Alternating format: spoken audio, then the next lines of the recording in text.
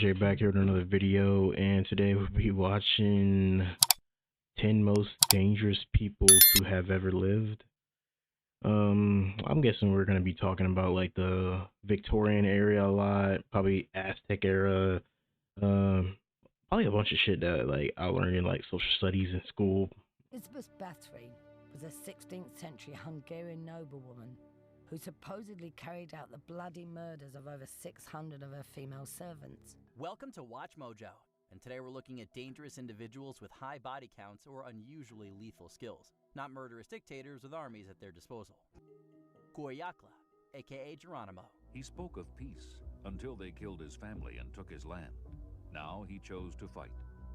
He would become the U.S. Army's most wanted renegade. Geronimo, a fearsome Apache leader, went down in history as one of the world's most relentless warriors. The death of his family at the hands of Mexican troops fueled... Yo, I never know when people said Geronimo.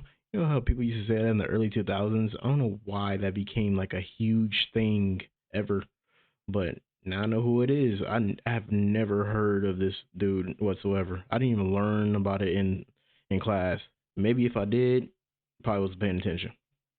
A lifelong quest for revenge. In his autobiography, Geronimo said, "I did not pray, I had no purpose left, and whenever I saw anything to remind me of my former happy days, my heart would ache for revenge." For decades, he waged a brutal, quixotic guerrilla campaign against the Mexican and American militaries. He represented the last scream of defiance against colonialism of native lands. Geronimo was known for his unyielding courage and brilliant, albeit brutal, tactics. He and his band of fighters evaded capture time and again, striking out with lethal precision. His raids devastated enemy settlements, leaving a legacy of terror across the Southwest. Despite being outnumbered and outgunned, he fought until 1886 when he was finally forced to surrender for the last time. In reality, he... Damn, so this nigga was a bad motherfucker, bro. He didn't surrender until the end. So he was just like fucking niggas up back and forth, back and forth. I like that. was a man who had risked everything for his home and his way of life. Donald MacBain.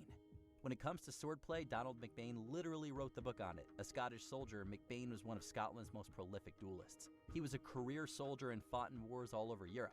Outside the battlefield, he became a legendary duelist, engaging in nearly 100 sword fights, often to the death. Over 100 duels.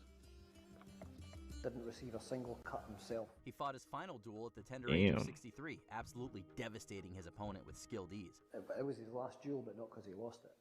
It was his last duel because he chose to hang up his sword after that. Yo, I could imagine just getting like sliced and diced by an old nigga. Bro, that had to be like the last thing you had on your list. That's fucked, bro. If we be honest, that's fucked. He hung up his boots because he got too old and he did not want to do it again. And commit his life to God, he said. His defeat of other fencing masters motivated MacBain to open his own schools, teaching fencing to pupils from around the continent. In 1728, 4 years before his death, MacBain wrote one of the seminal treatises on fighting with a sword. Sukuhara Bokuden, the Wandering Swordsman. The samurai known as Sukuhara Bokuden lived a life of solitude. Called the Wandering Swordsman, he was renowned across Japan for his unmatched skill in combat and profound mastery of strategy. Trained from a young age, Sukuhara Bokuden won his very first duel to the death at the age of 17. He fought in 20 duels and in 37 battles over the course of his life. Wounded 6 times by arrows, Sukuhara died having never been wounded by another blade. He's thought to have killed over 200 men over the course of his life. He spent his career traveling the countryside learning from masters. Ultimately, he developed his own school of combat, Mutekatsu Ryu, the school of winning without hands. Herman Webster Mudgett, aka H. Oh god, we getting into H. Holmes, but Holmes. Sorry. The page you're turning right now, it's a schematic of the murder castle.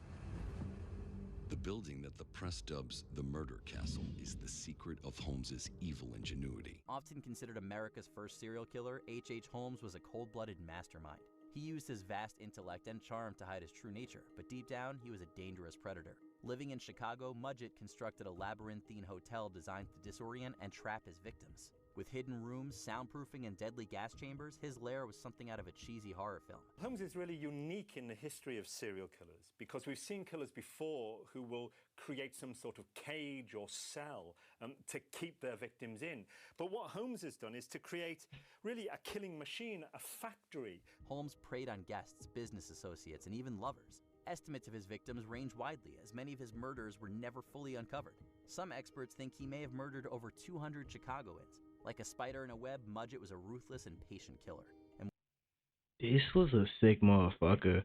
I've seen countless cases on this nigga, and it's just crazy how smart and, like, you know, cunning this nigga was, but he used it all for, like, the wrong reasons.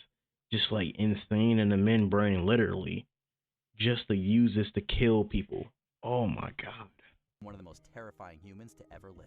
Holmes was the first person in modern times who was able to take advantage of the complexities and anonymity of modern society in order to kill and kill again without being detected.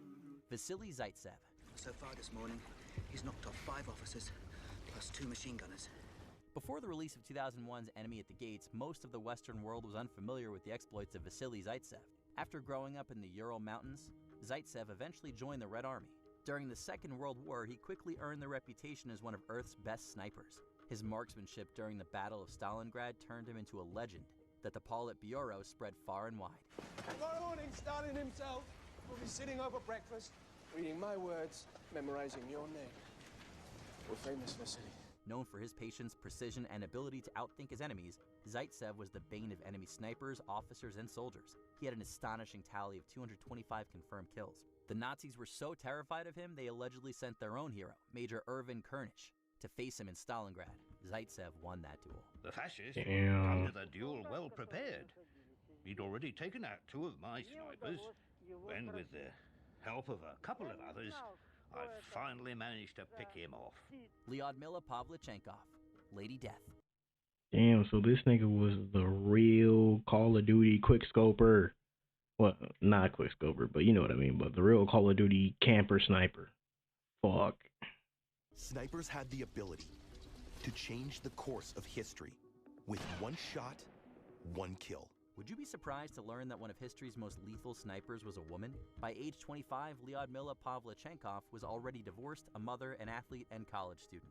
When war broke out, she joined the Red Army as a sniper. She became the terror of the Eastern Front, called Lady Death by the Germans. The massive German advance into Russia afforded her ample targets, and she was a deadly shot. During the sieges of Odessa and Sevastopol, her nerves of steel made her a nightmare for Nazi forces. She thrived in the harsh conditions of the battlefield, hiding for days to take out high-value targets. She took out 36 enemy snipers and ultimately ended the war with... Honestly, you know how much patience that take, and they said her nerves was so good. I wouldn't even be able to do that. I think nobody, well, half the population wouldn't be able to do that, especially in this generation too. It's rare that you'll ever see that because everybody is always on their fucking phones and shit and too distracted by a lot of stuff. Firm kill count of 309. Her skills earned her worldwide 309. befriending First Lady Eleanor Roosevelt. Elizabeth Bathory, the Blood Countess. A woman allegedly so terrifying that she inspired a whole generation of Gothic writers and filmmakers. For thousands of years, history has been a tale of the elite and wealthy exploiting and killing lower classes. Few examples, though, are as egregious as the Hungarian noble Elizabeth Bathory, ultimately known as the Blood Countess. Bathory was allegedly one of the most prolific serial killers ever. Born into Hungarian nobility in the late 16th century, she used her wealth and status to conceal her gruesome crimes. Legends... You see, that's the thing, allegedly. The thing about the damn Victorian era, we just never know what the fuck really happened, because everything's just like down writing or something. Yeah, I just feel like everything's just like never was really recorded by then. It could be people like lying back then and just saying people were like a good murderer. Well, not a good murderer, but like a bad murder and everything. Say she tortured and killed hundreds of young girls in her castle, with some claiming she had over 600 victims. Elizabeth had things like clockwork-based great cages with... 1939, when they invaded their neighbor Finland. To face this onslaught, Finland had managed to mobilize about 180,000 men, organized into 8 infantry divisions and a number of independent battalions. While it lasted a year, it didn't take that long for the Russians to realize their terrible mistake. The combination of the frozen weather and Finland's hit-and-run tactics caused massive 25,000 dead and 43,500 wounded, out of a total population of fewer than 4 million. The Soviet losses were much greater, at least 250,000 dead, and about the same number wounded. The poster boy for Finnish resistance was Simo Hauha, perhaps the greatest sniper of all time. His exploits against the Soviets are the stuff of legend. Known as the White Death, it took Hauha only 3 weeks to single-handedly kill over 120 men. 100 days into the war, his kill count had reached more than 500. Multiple Soviet attempts to take him out resulted in significant casualties. Even though the had been destroyed. He low-key looked like he didn't get away without a few battle scars because of his face. I don't know what might have caused him, maybe like a medical condition, but like, shit. Of a large army that would raise a rebellion against Rome and Italy. He just wanted to escape from Capua. In ancient Rome, Thracians were regarded for their incredible music and poetry, as well as their savage warriors. Little is known about the origins of their most famous warrior, Spartacus. What we do know is that after life as a soldier, he was enslaved and made into a gladiator. He and 70 other gladiators escaped their school near Capua. Spartacus clearly seems to have one agenda and one agenda only, and that's to go home to Greece. What began as a minor revolt snowballed into a full-fledged slave rebellion. Now we had thousands of people who looked to him.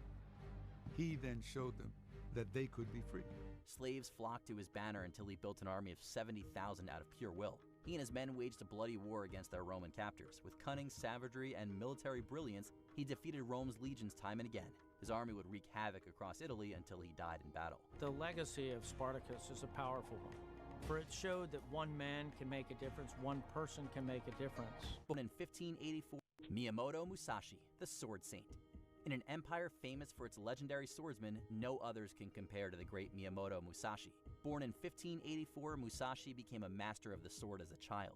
He won his first duel against a wandering samurai when he was only 13 years old. Duel against master swordsman Sasaki Kojiro, whom he slew with a wooden practice blade. After fighting in the shogun's army, Musashi retired to a cave. Nigga, what? You got defeated by a wooden sword and you actually had a real sword? A training sword, my nigga. A training wooden sword. I'm gonna get that straight. And you got defeated by that? Where he wrote one of Japan's most well-regarded texts on Kenjutsu. He died soon after. Man, this was a great video and like good knowledge, like a good refresher from just watching like regular ass videos, and a good refresher from being out of school for a long ass time, and like knowing who like are the real deadly people. Like I said, from the Victorian era, you just never know. Victorian era, and like from like all those years ago, well, thousands of years ago, you just never know who is it. But hey, if you guys like that video and you want to see more videos like this, don't forget to like and subscribe and comment below. And we're on the road to 100. Don't forget to like and sub. See you guys later.